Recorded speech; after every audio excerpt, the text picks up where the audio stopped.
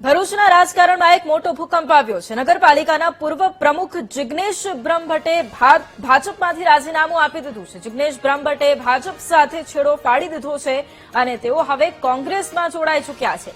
જિગ્નેશ બ્રહ્મભટ્ટે કોંગ્રેસમાં જોડાતા જ હવે ભાજપને ચૂંટણી ટાણે જ ખૂબ મોટો ઝટકો। જિગ્નેશ બ્રહ્મભટ્ટ વોર્ડ નંબર 8 માંથી કોંગ્રેસના ઉમેદવાર તરીકે હવે મેદાનમાં ઉતરી શકે છે। પાયાના કાર્યકરોની અવગણના થતી હોવાના જિગ્નેશ બ્રહ્મભટ્ટના ગંભીર આક્ષેપો છે।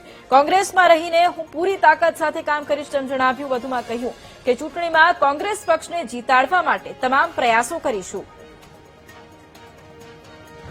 મારું કોંગ્રેસમાં જોડાવાનું કારણ ફક્ત ને ફક્ત ભરૂચ જિલ્લા સંગઠન। ભરૂચ જિલ્લા સંગઠનની અંદર જે ઉષાતીસી થઈ છે, વાલા દવાલાની નીતિ થઈ છે, સારા કરતા આપણા કોણ ને કાર્યગર કરતા કારીગર કોણ એમાં રસ હોય છે। તેના કારણે ભારતીય જનતા પાર્ટી છોડીને કોંગ્રેસમાં જોડાવાનું કારણ છે।